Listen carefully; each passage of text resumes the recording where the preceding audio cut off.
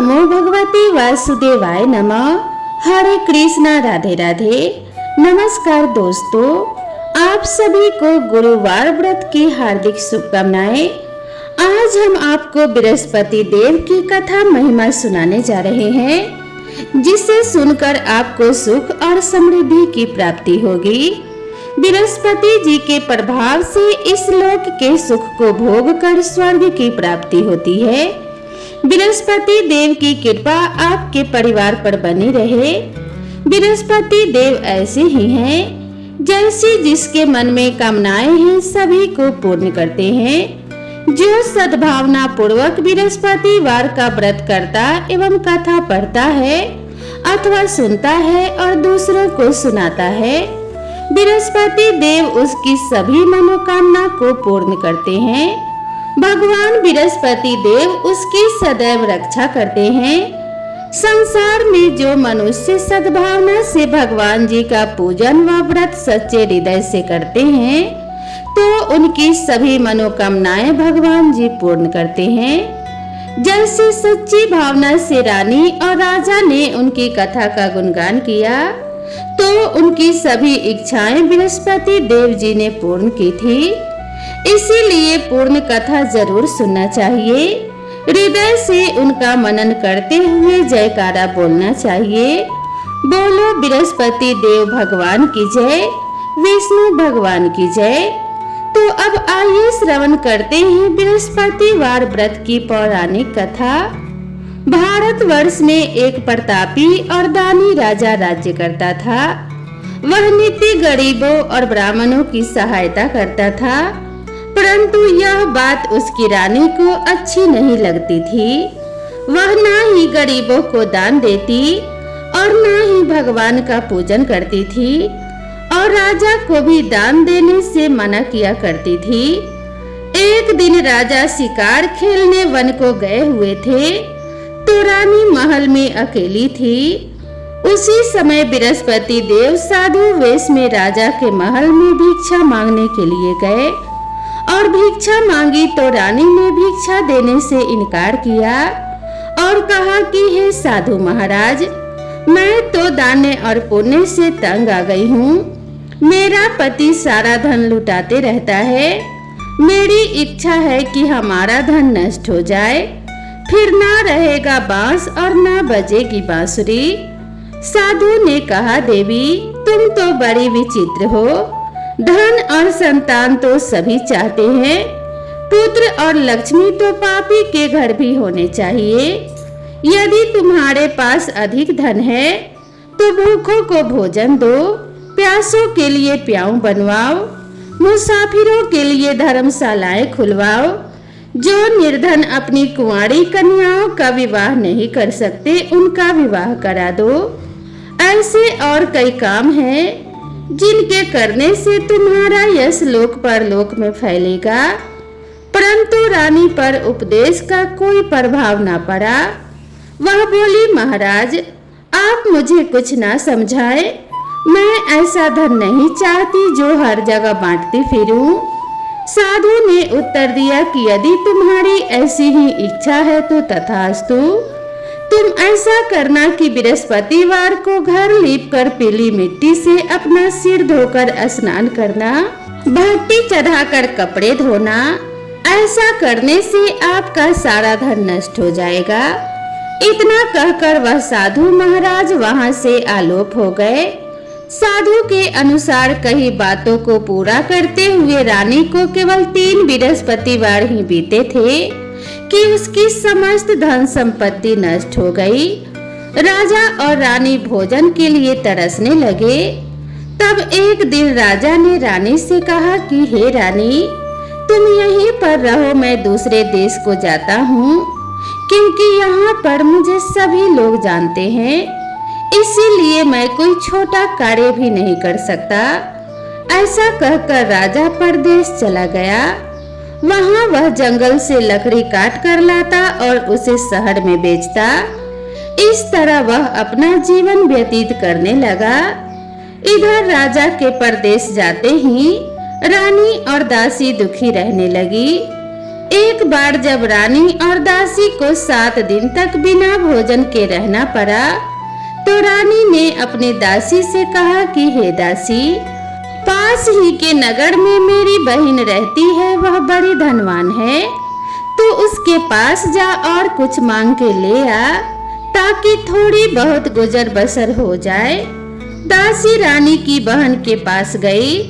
उस दिन गुरुवार था और रानी की बहन उस समय बृहस्पतिवार व्रत की कथा सुन रही थी। दासी ने रानी की बहन को अपनी रानी का संदेश दिया, लेकिन रानी की बड़ी बहन ने कोई उत्तर नहीं दिया। जब दासी को रानी की बहन से कोई उत्तर नहीं मिला तो वह बहुत दुखी हुई और उसे क्रोध भी आया। दासी ने वापस आकर रानी को सारी बात बता दी। सुनकर रानी ने अपने भाग्य को कोसा। उधर रानी की बहन ने सोचा कि मेरी बहन की दासी आई थी, परंतु मैं उससे कुछ नहीं बोली, इससे वह बहुत दुखी हुई होगी। कथा सुनकर और पूजन समाप्त करके वह अपनी बहन के घर आई और कहने लगी कि हे बहन, मैं बृहस्पतिवार का व्रत कर रही थी। तुम्हारी दासी मेरे घर आई थी, परंतु जब तक कथा होती है तब तक ना तो उठते हैं और ना ही बोलते हैं, इसीलिए मैं नहीं बोली। कहो दासी क्यों गई थी? रानी बोली, बहन तुमसे क्या छिपाऊं, हमारे घर में खाने तक को अनाज नहीं था। ऐसा कहते कहते रानी की आंखें भर आई। उसने दासी समेत पिछले 7 दिनों से भूखे रहने तक की बात अपनी बहन को विस्तार पूर्वक सुना दी। रानी की बहन बोली, देखो बहन, भगवान बृहस्पति देव सबकी मनोकामना को पूर्ण करते हैं। देखो शायद तुम्हारे घर में अनाज रखा हो। पहले तो रानी को विश्वास नहीं हुआ, फिर बहन के आग्रह करने पर उसने अपने दासी को अंदर भेजा तो उसे सचमुच अनाज से भरा एक घड़ा मिल गया। यह देखकर दासी को बड़ी हैरानी हुई। दासी रानी से कहने लगी कि हे रानी, जब हमको भोजन नहीं मिलता तो हम व्रत ही तो करते हैं, इसीलिए क्यों ना इनसे व्रत की कथा और विधि पूछ ली जाए ताकि हम भी व्रत कर सकें। तब रानी ने अपनी बहन से बृहस्पतिवार व्रत के बारे में पूछा। उसकी बहन ने बताया, बृहस्पतिवार व्रत में चने की दाल और मुनक्का से विष्णु भगवान का केले की जड़ में पूजन करें तथा दीपक जलाएं, व्रत की कथा सुने और पीला ही भोजन करें, इससे बृहस्पति देव प्रसन्न होते हैं। व्रत और पूजन विधि बताकर रानी की बहन अपने घर को लौट गई। 7 दिन के बाद जब गुरुवार आया तो रानी और दासी ने व्रत रखा। गुड़साल में जाकर चना और गुड़ लेकर आई, फिर उससे केले की जड़ तथा विष्णु भगवान का पूजन किया। अब पीला भोजन कहाँ से आए, इस बात को लेकर दोनों बहुत दुखी थे। क्योंकि उन्होंने बृहस्पति देव का व्रत रखा था, इसीलिए बृहस्पति देव भगवान उनसे बहुत प्रसन्न थे। इसीलिए वे एक साधारण व्यक्ति का रूप धारण कर 2 थालों में सुंदर पीला भोजन दासी को दे गए। भोजन पाकर दासी बहुत प्रसन्न हुई और फिर रानी के साथ मिलकर भोजन ग्रहण किया। इसके बाद वे सभी गुरुवार को व्रत और पूजन करने लगी। बृहस्पति देव भगवान की कृपा से उनके पास फिर से धन संपत्ति आ गई, परंतु रानी फिर से पहले की तरह आलस्य करने लगी। तब दासी बोली, देखो रानी, तुम पहले भी इस प्रकार आलस्य करती थी, तुम्हें धन रखने में कष्ट होता था, इस कारण सभी धन नष्ट हो गया, और अब जब भगवान बृहस्पति की कृपा से धन मिला है तो तुम्हें फिर से आलस्य होता है। रानी को समझाते हुए दासी कहती है कि बड़ी मुसीबतों के बाद हमने यह धन पाया है, इसीलिए हमें दान पुण्य करना चाहिए, भूखे मनुष्यों को भोजन कराना चाहिए और धन को शुभ कार्यों में खर्च करना चाहिए, जिससे तुम्हारे कुल का यश बढ़ेगा स्वर्ग की प्राप्ति होगी और पितर प्रसन्न होंगे। दासी की बात मानकर रानी अपना धन शुभ कार्यों में खर्च करने लगी, जिससे पूरे नगर में उसका यश फैलने लगा।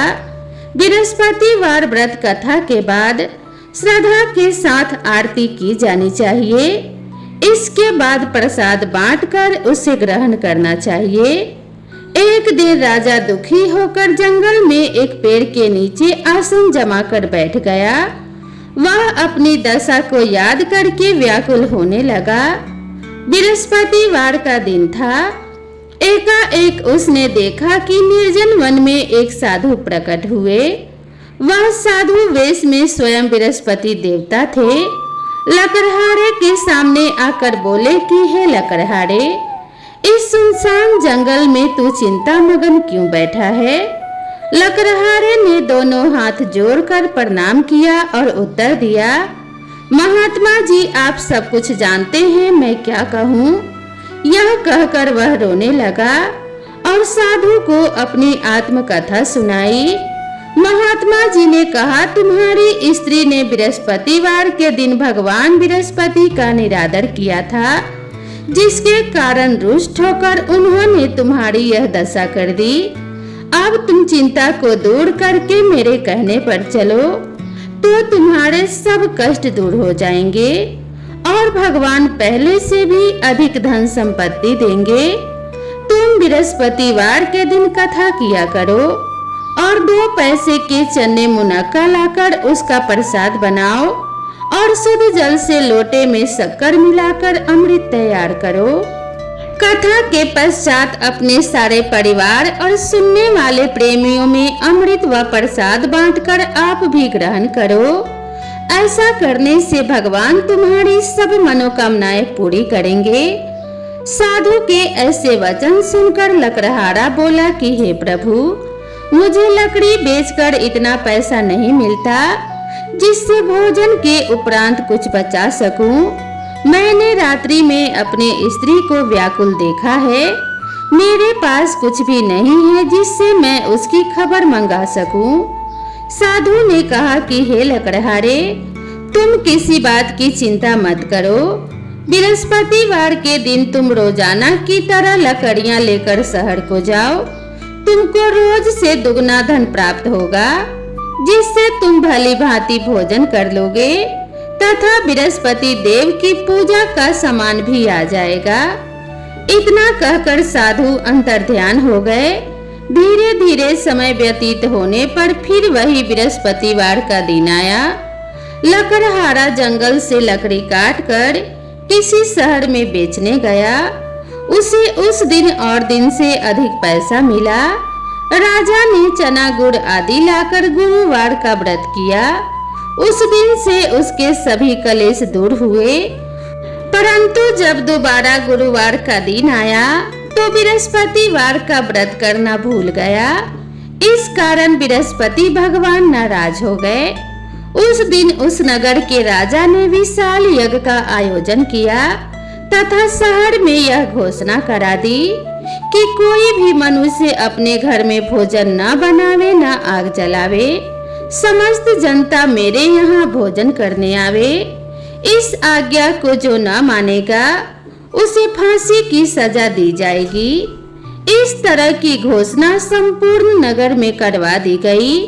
राजा की आज्ञा अनुसार शहर के सभी लोग भोजन करने गए, लेकिन लकड़हारा कुछ देर से पहुंचा। इसीलिए राजा उसके अपने साथ अपने घर ले गए और ले जाकर भोजन करा रहे थे तो रानी की दृष्टि उस खूंटी पर पड़ी जिस पर उसका हार लटका हुआ था। वह वहां पर दिखाई नहीं दिया। रानी ने निश्चय किया कि मेरा हार इस मनुष्य ने चुरा लिया है। उसी समय सिपाहियों को बुलाकर उसको कारागार में डलवा दिया। जब लकड़हारा कारागार में पड़ गया और बहुत दुखी होकर विचार करने लगा कि ना जाने कौन से पूर्व जन्म के कर्म से मुझे यह दुख प्राप्त हुआ है, और उसी साधु को याद करने लगा जो कि जंगल में मिला था। उसी समय तत्काल बृहस्पति देव साधु के रूप में प्रकट हुए और और उसकी दशा को देखकर कहने लगे, अरे मूर्ख, तूने बृहस्पति देव की कथा नहीं करी, इस कारण तुझे दुख प्राप्त हुआ है। अब तू चिंता मत कर, बृहस्पतिवार के दिन कारागार के दरवाजे पर 4 पैसे पड़े मिलेंगे, उनसे तू बृहस्पति देव की पूजा करना, तेरे सभी कष्ट दूर हो जाएंगे। बृहस्पतिवार के दिन उसे 4 पैसे मिले। लकड़हारे ने कथा कही। उसी रात्रि को बृहस्पति देव ने उस नगर के राजा को स्वप्न में कहा कि हे राजा, तुमने जिस आदमी को कारागार में बंद कर दिया है वह निर्दोष है, वह राजा है, उसे छोड़ देना। रानी का हार उसी खूंटी पर लटका है, अगर तू ऐसा नहीं करेगा तो मैं तेरे राज्य को नष्ट कर दूंगा। इस तरह रात्रि के स्वप्न को देखकर राजा प्रातः काल उठा और खूंटी पर हार देखकर लकड़हारे को बुलाकर क्षमा मांगी तथा लकड़हारे को योग्य सुंदर वस्त्र आभूषण देकर विदा कर दिया। बृहस्पति देव की आज्ञा अनुसार लकड़हारा अपने नगर को चल दिया। जब राजा अपने नगर के निकट पहुंचा तो उसे बड़ा आश्चर्य हुआ। नगर में पहले से अधिक बाग, तालाब, कुएं तथा बहुत सी धर्मशाला, मंदिर आदि बन गई थी। राजा ने पूछा, यह किसका बाग और धर्मशाला है? तब नगर के सब लोग कहने लगे, यह सब रानी और बांदी के है। तो राजा को आश्चर्य हुआ और गुस्सा भी आया। जब रानी ने यह खबर सुनी कि राजा आ रहे हैं तो दासी से कहा कि हे दासी, देख राजा हमको कितनी बुरी हालत में छोड़ गए थे, हमारी ऐसी दशा देखकर वह कहीं लौट न जाए, इसीलिए तू दरवाजे पर खड़ी हो जा। आज्ञा अनुसार दासी दरवाजे पर खड़ी हो गई। राजा आए तो उन्हें अपने साथ लिवा लाई। तब राजा ने क्रोध करके अपनी रानी से पूछा कि हे रानी, यह धन तुम्हें कैसे प्राप्त हुआ है? तब उन्होंने कहा कि हमें यह सब धन बृहस्पति देव के इस व्रत के प्रभाव से प्राप्त हुआ है। राजा ने निश्चय किया कि 7 रोज बाद तो सभी बृहस्पति देव का पूजन करते हैं, परंतु मैं प्रतिदिन दिन में 3 बार कहानी तथा रोज व्रत किया करूंगा। अब हर समय राजा के दुपट्टे में चने की दाल बंधी रहती थी तथा दिन में 3 बार कहानी कहता। एक रोज राजा ने विचार किया कि चलो अपनी बहन के यहाँ हो आवे। इस तरह निश्चय कर राजा घोड़े पर सवार हो अपनी बहन के यहाँ को चलने लगा। मार्ग में उसने देखा कि कुछ आदमी एक मुर्दे को लिए जा रहे हैं। उन्हें रोककर राजा कहने लगा, अरे भाइयों, मेरी बृहस्पति देव की कथा सुन लो। वे बोले, लो हमारा तो आदमी मर गया है, इसको अपनी कथा की पड़ी है। परंतु कुछ आदमी बोले, अच्छा कहो, हम तुम्हारी कथा भी सुनेंगे। राजा ने दाल निकाली और जब कथा आधी हुई थी कि मुर्दा हिलने लग गया और जब कथा समाप्त हो गई तो राम राम करके मनुष्य उठकर खड़ा हो गया। आगे मार्ग में उसे एक किसान खेत में हल चलाता मिला। राजा ने उसे देखा और उससे बोले, अरे भैया, तुम मेरी बृहस्पतिवार की कथा सुन लो। किसान बोला, जब तक मैं तेरी कथा सुनूंगा तब तक 4 हरैया जोत लूंगा। जा अपनी कथा किसी और को सुनाना। इस तरह राजा आगे चलने लगा। राजा के हटते ही बैल पछाड़ खाकर गिर गए तथा किसान के पेट में बड़ी जोर का दर्द होने लगा। उसी समय उसकी माँ रोटी लेकर आई। उसने जब यह देखा तो अपने पुत्र से सब हाल पूछा और बेटे ने सभी हाल कह दिया।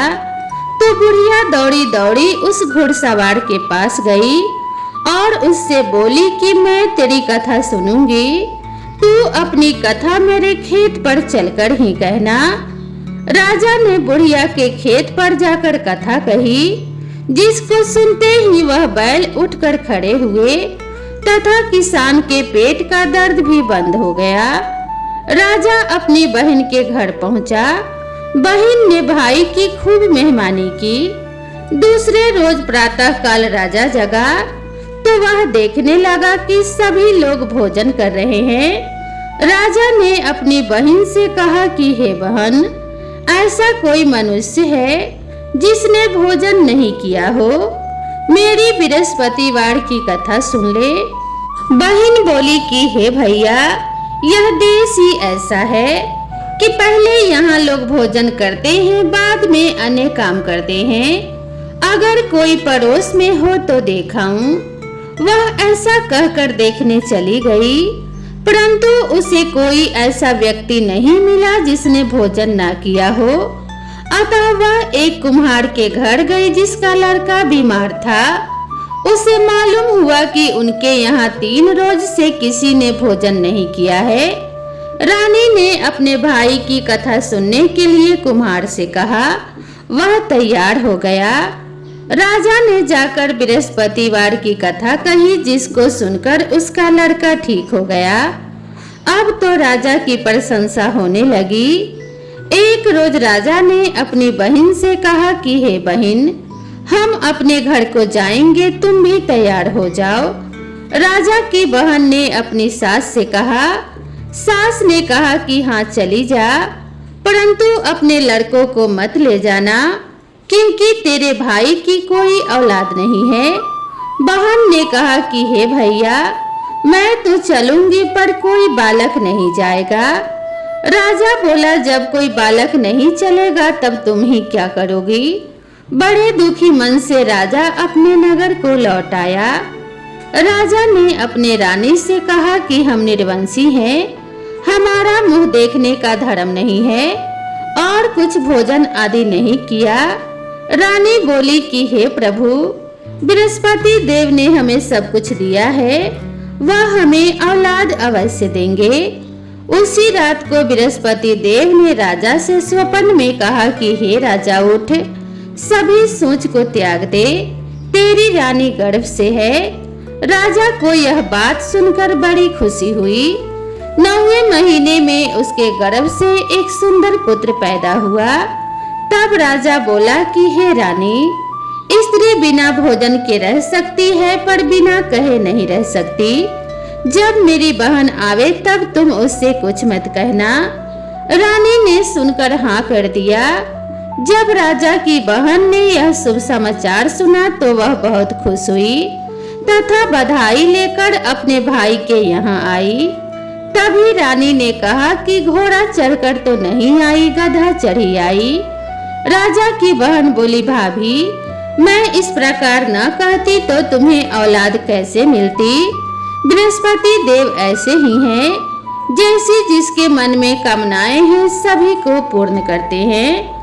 जो सद्भावना पूर्वक बृहस्पतिवार का व्रत करता है एवं कथा पढ़ता है अथवा सुनता है, दूसरों को सुनाता है, बृहस्पति देव उसकी सभी मनोकामना पूर्ण करते हैं। भगवान बृहस्पति देव उसकी सदैव रक्षा करते हैं। संसार में जो मनुष्य सद्भावना से भगवान जी का पूजन व व्रत सच्चे हृदय से करते हैं तो उनकी सभी मनोकामनाएं भगवान जी पूर्ण करते हैं। जैसे सच्ची भावना से राजा और रानी ने उनकी कथा का गुणगान किया तो उनकी सभी इच्छाएं बृहस्पति देव जी ने पूर्ण की थी। इसीलिए पूरी कथा सुनने के बाद प्रसाद लेकर जाना चाहिए। हृदय से उनका मनन करते हुए जयकारा बोलना चाहिए। बोलो बृहस्पति देव की जय, भगवान विष्णु की जय। अब आइए श्रवण करते हैं बृहस्पतिवार व्रत की दूसरी कथा। प्राचीन काल में एक ब्राह्मण रहता था। वह बहुत निर्धन था। उसकी कोई संतान नहीं थी। उसकी स्त्री बहुत मलिनता के साथ रहती थी। वह स्नान न करती, न किसी देवता का पूजन करती। इससे ब्राह्मण देवता बड़े दुखी थे बेचारे। बहुत कुछ कहते थे किंतु उसका कुछ परिणाम न निकला। भगवान की कृपा से ब्राह्मण की स्त्री को कन्या रूपी रत्न पैदा हुई। कन्या बड़ी होने पर प्रातः स्नान करके विष्णु भगवान का जाप व बृहस्पतिवार का व्रत करने लगी। अपने पूजा पाठ को समाप्त करके विद्यालय जाती तो अपने मुट्ठी में जौ भर के ले जाती और पाठशाला के मार्ग में डालती जाती। तब ये जौ स्वर्ण के हो जाते। लौटते समय उनको बीन कर घर ले आती थी। एक दिन वह बालिका सूप में से उस सोने के जौ को फटक कर साफ कर रही थी कि उसके पिता ने देख लिया और कहा कि हे बेटी, सोने के जौ के लिए सोने का सूप होना चाहिए। दूसरे दिन बृहस्पतिवार का दिन था। इस कन्या ने व्रत रखा और बृहस्पति देव से प्रार्थना करके कहा, मैंने आपकी पूजा सच्चे मन से की हो तो मेरे लिए सोने का सूप दे दो। बृहस्पति देव ने उसकी प्रार्थना स्वीकार कर ली। रोजाना की तरह वह कन्या जौ फैलाती हुई जाने लगी। जब लौट कर जौ बीन रही थी तो बृहस्पति देव की कृपा से उसे सोने का सूप मिला। उसे वह घर ले आई और उसमें जौ साफ करने लगी, परंतु उसकी माँ का वही ढंग रहा। एक दिन की बात है कि वह कन्या सोने के सूप में जौ साफ कर रही थी। उस समय उस शहर का राजपुत्र वहां से होकर निकला। इस कन्या के रूप और काड़े को देखकर मोहित हो गया तथा अपने घर आकर भोजन तथा जल त्याग कर उदास होकर लेट गया।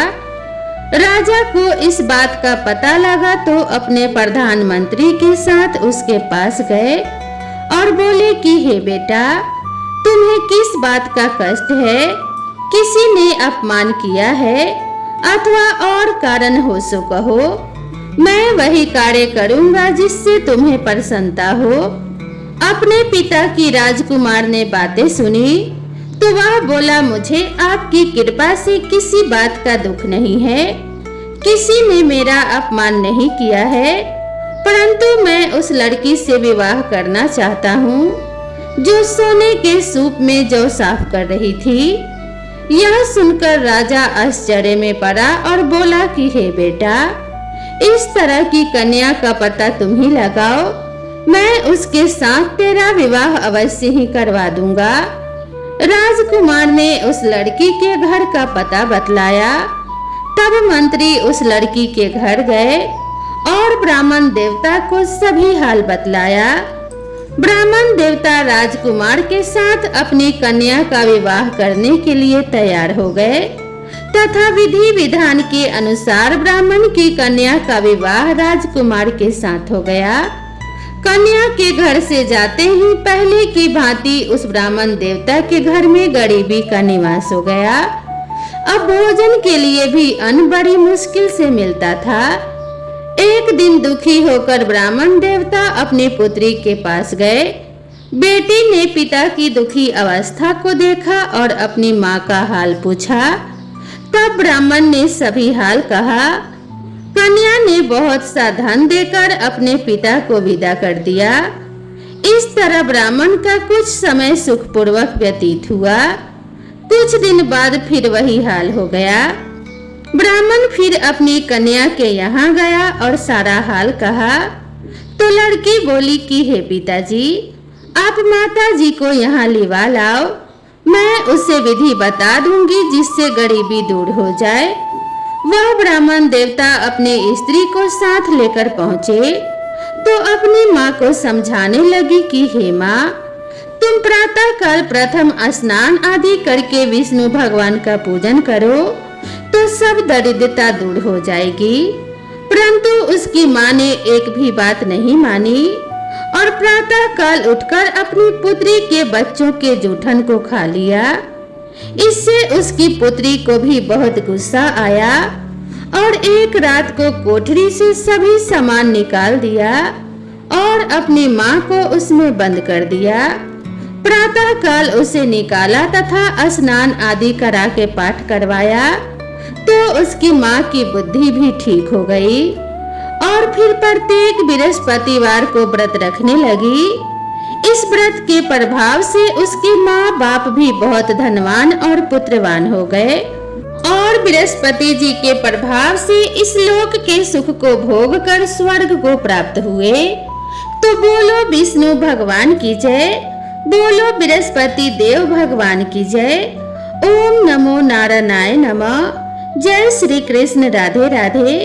दोस्तों, आप सभी को ये कथा कैसी लगी कृपया कमेंट करके जरूर बताएं।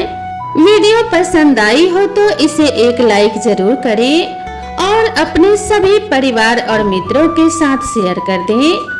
अगर आप मेरे चैनल पर पहली बार आए हैं तो चैनल को सब्सक्राइब करना ना भूलें। तो दोस्तों, भगवान बृहस्पति देव की कृपा आप सभी के ऊपर सदा सर्वदा बनी रहे। आप सभी के घर में धन्य धान्य की वृद्धि होती रहे। माता लक्ष्मी का सदा वास आप सभी के घर में हो। इसी मंगल कामना के साथ आप सभी से विदा लेते हैं। मिलते हैं इसी तरह की नई कथा और नई कहानी के साथ। तब तक के लिए राधे राधे।